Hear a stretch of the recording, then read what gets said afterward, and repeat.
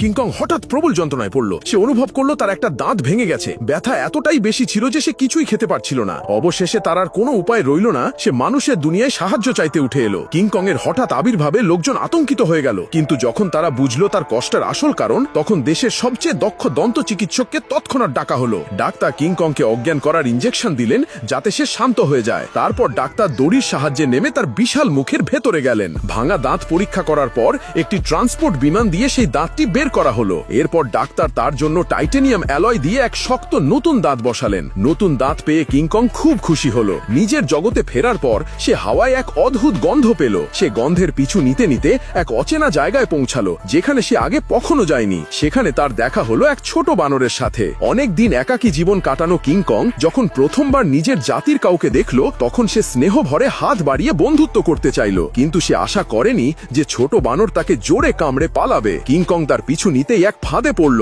আর 3টে বানর মিলে তার উপর হামলা করলো। কিন্তু নিজের অসাধারণ শক্তি দিয়ে কিংকং দ্রুতই তাদের হারিয়ে দিল। ছোট বানর ধরা পড়ল, আর তাকে এখন কিংকংকে নিজের আস্তানায় নিয়ে যেতে হলো। পথে তারা এক হ্রদের কাছে এলো। সেখানে ছোট বানর হ্রদের বিশাল জলজ জীবকে দিয়ে কিংকংকে ক্ষতি করার চেষ্টা করলো, কিন্তু কিংকং আগেই বিপদ টের পেয়েছিল। সে সহজেই সেই বিশাল সাপকে হারিয়ে দিল। এরপর সে ছোট বানরের সাথে নিজের খাবার ভাগ করে নিল। কিংকং এর দয়া দেখে ছোট বানর প্রভাবিত হলো এবং তাকে নিজের সম্প্রদায়ের গ্রামে নিয়ে গেল। সেখানে পৌঁছে যে দৃশ্য সামনে এলো তা দেখে কিংকং হতবাক হয়ে গেল। সেখানে তার মতো আরো অনেক বানরকে বন্দী করে রাখা হয়েছিল, আর জোর করে তাদের দিয়ে ভারী পাথরের কাজ করানো হচ্ছিল। এই জায়গায় শাসন করত এক লাল চুলওয়ালা বিশাল বানর, স্কার কিং, যে ছিল এক নিষ্ঠুর স্বৈরাচারী। স্কার কিং যখন কিংকং এর নতুন স্টিলের দাঁত দেখলো, তখন ঠাট্টা করে হেসে তাকে যুদ্ধে ডাক দিল। তারপর শুরু হলো ভয়ঙ্কর লড়াই। স্কার কিং খুব দ্রুত আর ফুর্তিবাজ ছিল, কিন্তু কিংকং এর খাঁটি শক্তির সামনে টিকতে পারল না। হারতে বসে স্কার কিং তার সবচেয়ে ভয়ঙ্কর অস্ত্র ডেকে আনলো,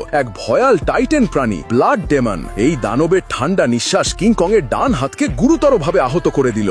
এমন কঠিন সময়ে ছোট বানর সাহায্যের জন্য এগিয়ে এলো এবং কিংকংকে পালাতে সাহায্য করলো। যদিও তাদের পেছনে স্কার কিং এর সৈন্যরা ধাওয়া করলো, কিন্তু ছোট বানর কিংকং এর আগে থেকে পাতানো এক ফাঁদ সক্রিয় করে দিল, আর সেইভাবেই তারা তাড়া করা শত্রুদের হাত থেকে বাঁচল।